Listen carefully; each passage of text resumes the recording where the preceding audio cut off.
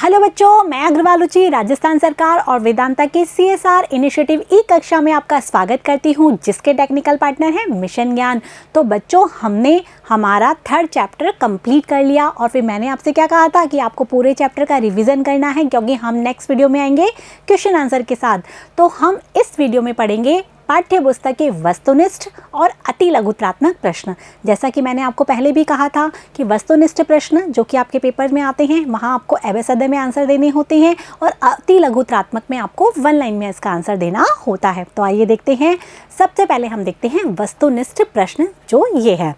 पहला प्रश्न है कि वस्तु की मांग, वस्तु की कीमत है उसकी मांगी जाने वाली मात्रा के बीच कैसा संबंध होता है। हमने काफ़ी बार रिपीट किया है कि वस्तु की कीमत और मांग मात्रा के बीच कैसा संबंध होता है। तो कैसा संबंध होता है इसमें संबंध होता है प्रतिलोम।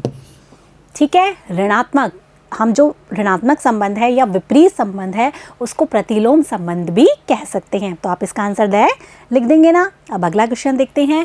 अगला क्वेश्चन है कि बाजार मांग वक्र व्यक्तिगत मांग वक्रों का खालिस्तान जोड़ से प्राप्त होते हैं। कितनी बार रिपीट किया था?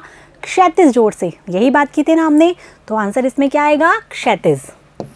लिख देंगे अब इसमें आंसर कि जो व्यक्तिगत मांग वक्र है उनके क्षैतिज या समस्तरीय योग से हम बाजार मांग वक्र ज्ञात करते हैं। अगला प्रश्न है कि मांग का विस्तार व संकुचन निम्न में से किसके द्वारा होता है।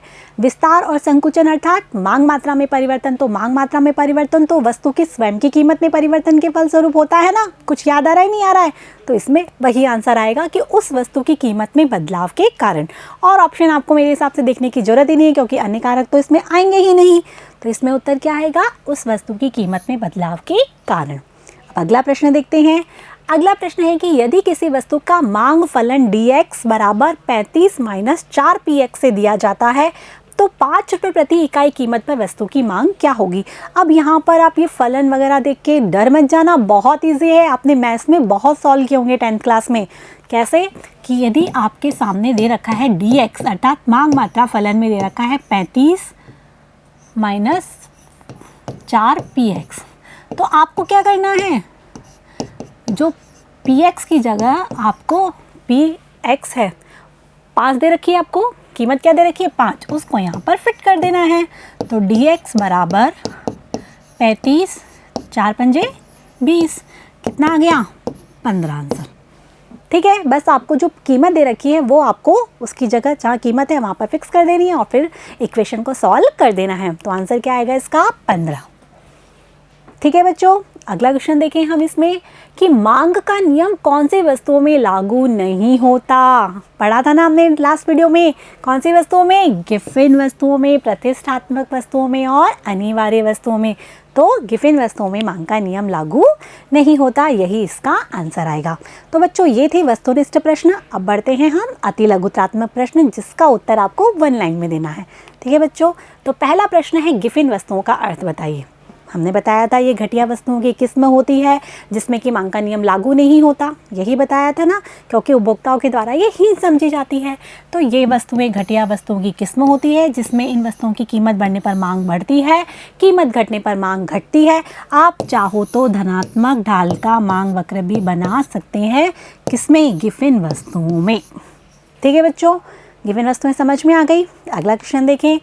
मांग के नियम को परिभाषित कीजिए कि मांग का नियम क्या है। तो मांग का नियम क्या है? अन्य बातें समान रहने पर किसी वस्तु की कीमत में यदि वृद्धि होती है तो मांग मात्रा में क्या होती है? कमी, और कीमत में यदि कमी होती है तो मांग मात्रा में वृद्धि होती है। यही क्या है? मांग का नियम। यही यहाँ लिखा है कि वस्तु की कीमत और मांगी जाने वाली मात्रा में प्रतिलोम, विपरीत या ऋणात्मक संबंध होता है, जबकि अन्य कारक कैसे रहते हैं? स्थिर रहते हैं।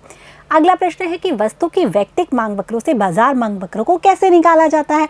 तो वैयक्तिक मांग वक्रों का कैसा योग? क्षैतिज योगी क्या होता है? बाजार मांग वक्र। कई बार रिपीट हो गया, वस्तुनिष्ठ प्रश्न में भी आ गया। तो यही लिखना है कि बाजार मांग वक्र को वैयक्तिक मांग वक्रों के क्षैतिज योग से प्राप्त किया जाता है। 1 लाइन का आंसर तो आप इसी तरीके से लिखेंगे ना।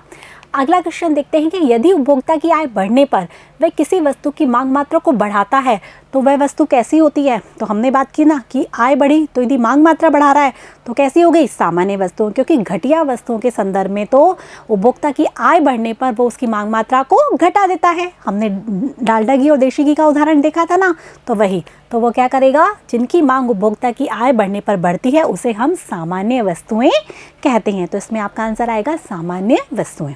अगला प्रश्न देखते हैं। अगला प्रश्न है कि यदि मांग वक्र आय के बढ़ने के फलस्वरूप नीचे बाईं ओर खिसक जाता है तो ये क्या बतलाएगा?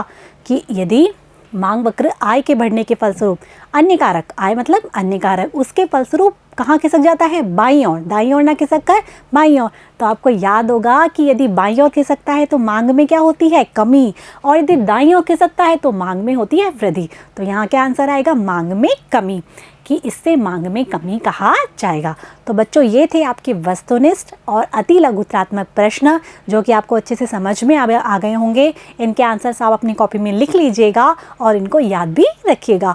अब नेक्स्ट वीडियो में हम मिलेंगे कौन से प्रश्न? लघुत्रात्मक और निबंधात्मक प्रश्न के साथ कि उनका सॉल्यूशन हमें किस तरीके से करना है। तब तक मेरे साथ बने रहिए, पढ़ते रहिए, बढ़ते रहिए। Thank you.